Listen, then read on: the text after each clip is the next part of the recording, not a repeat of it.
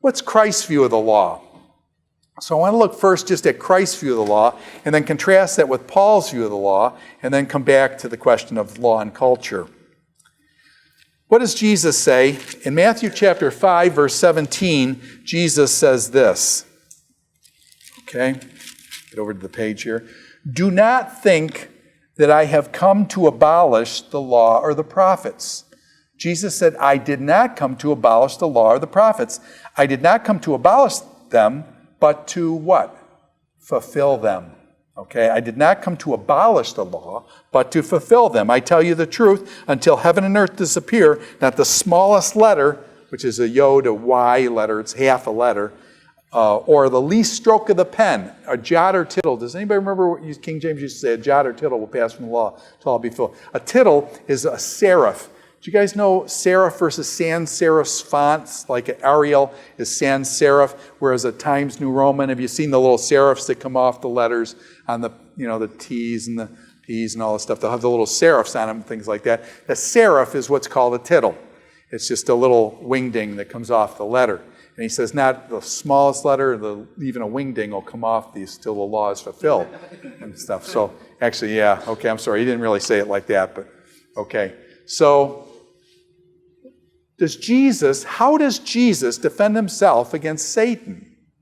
In Matthew chapter 4, just back a page here, Jesus is out tempted in the desert. He's been fasting for 40 days, 40 nights in the wilderness. Who comes to challenge him?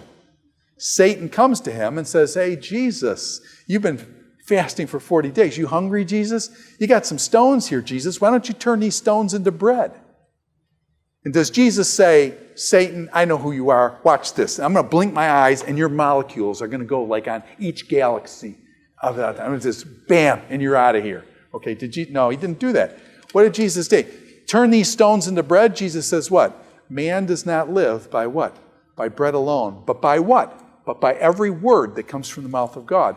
What is Jesus doing? Jesus is quoting Deuteronomy.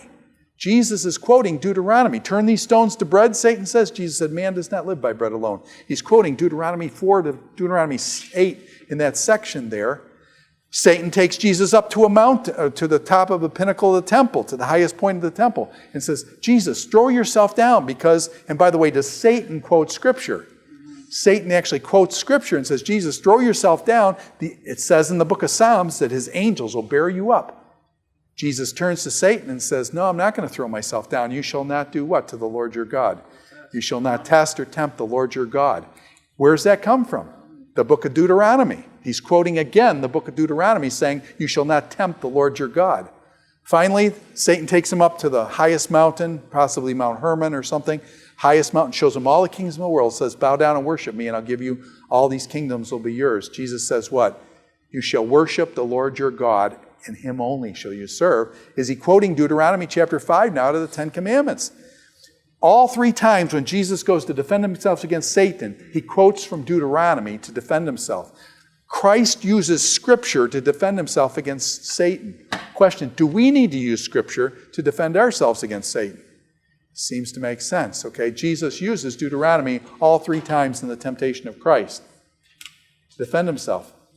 Did Jesus have a very high view of the law? When Jesus was asked, what is the most important thing in the law? What did he say? Love the Lord your God with all your heart, soul, and mind. And then what? Love your neighbor as yourself. The 2 great commandments, they come out of where? Love the Lord your God. It's the Shema Yisrael, Hear, O Israel, and you shall love the Lord your God. Okay? And Deuteronomy, where's the other one from? Does anybody remember that one? Thou shalt love your neighbor as yourself. Does anybody remember where that's from? Love your neighbor as yourself. Did you guys memorize that, didn't you? I thought I had you memorize it, okay. It's Leviticus chapter 19, right? Leviticus chapter 19. Love your neighbor as yourself comes from Leviticus. So Christ's greatest commands, both of those are from Leviticus and Deuteronomy.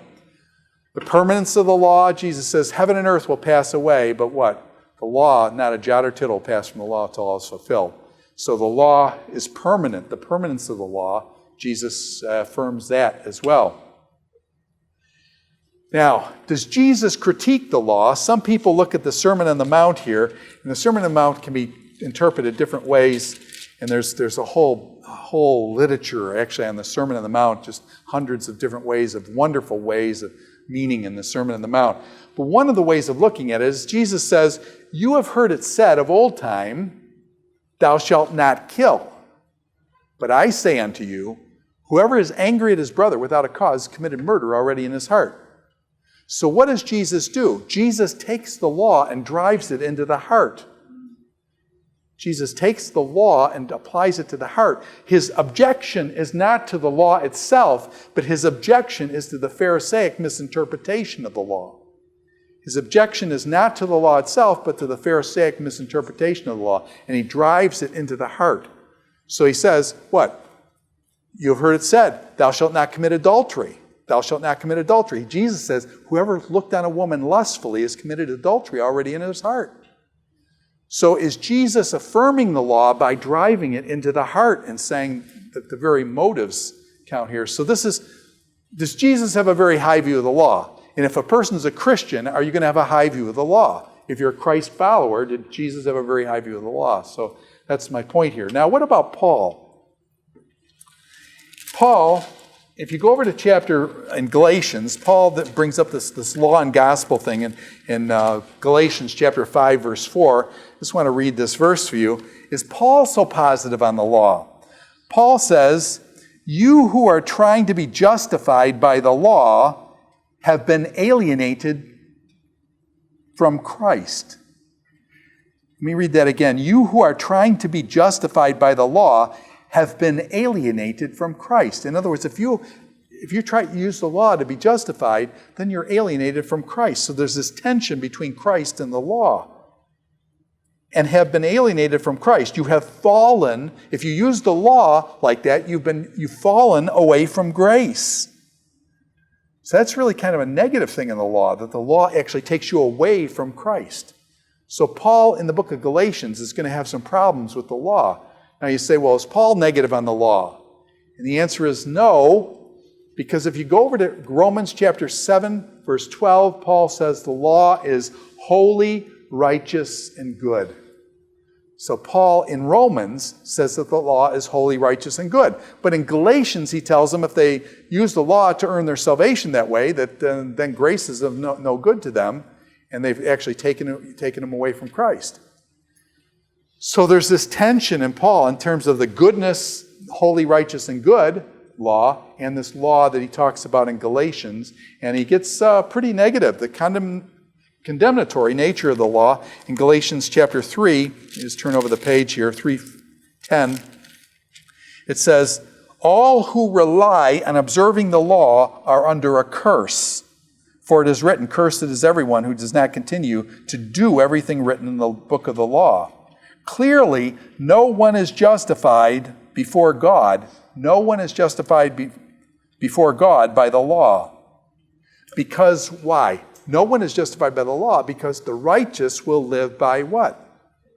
By faith. Now I ask, does anybody know where that passage comes from? It says, the righteous will live by faith. Does anybody know where that's from? That's a fairly important concept in the Bible. The righteous will live by faith. It's an Old Testament quote. Does anybody know the book of Habakkuk? Sure enough, it's in the book of Habakkuk. Habakkuk is a wonderful, if you ever get some time, it's a short book, 3 chapters. It's a wonderful book. And in that book it says the righteous will live by faith.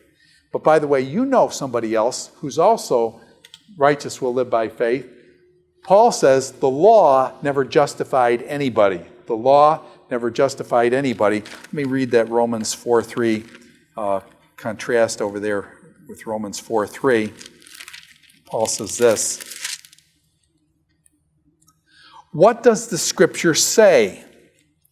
Abraham kept the law. He was circumcised, and God then counted it for righteousness. Is that what it says? It says Abraham believed God, and it was credited to him for righteousness. Now, why is Abraham is Paul brilliant? Paul is absolutely brilliant here. Why is his using of Abraham absolutely brilliant? Is Abraham before or after the law? Abraham is like hundreds of years before the law. Is Abraham the great one for circumcision? Was Abraham the one where the covenant was instituted by his being circumcised and solemnized by that? Okay? Now, Abraham then introduces, the circumcision thing is was Abraham saved by keeping the law, by being circumcised? No, the scripture tells us clearly, Abraham was justified by what? Let me just read that again. This is a really important bit. Abraham believed God, and it was counted to him for what? For righteousness, okay? And so Paul goes back to Abraham because do all the Jewish people claim that Abraham is their father? It's kind of like our father Abraham, okay? And so what he does is he goes back to Abraham to kind of precede Moses and says, Abraham was saved by faith, and you guys are saved by faith, not by keeping the law. The law is meant, and this is the fundamental problem, is the law meant to show us how good we are? The law is meant to show us what? Our sin. And what happened is the Pharisees took the law and did they turn it on its head? That the law now is to show us how good we are, not to show us our sin. And what Paul's saying is, no, you're misunderstanding. The law's purpose was to show us our sin, not to show us how good we are. The law shows us our sins so that we turn to what? Christ as Savior. That's the function of the law. The law shows us we're sinners, and then we need a Savior. And that's how the law then, and this is the next point, I believe, the law has a pedagogical function. The law is a mentor. The law is a schoolmaster, I think is a King James. The law is a schoolmaster that brings us to Christ. The law brings us to Christ because we realize our sin and we realize now we need a Savior. So the law should set us up to bring us to Christ, to show us our own frailties, to show us our own sin so that we turn to Christ. So that's the function of the law. The function of the law is to show us our sin, not to show that we're righteous.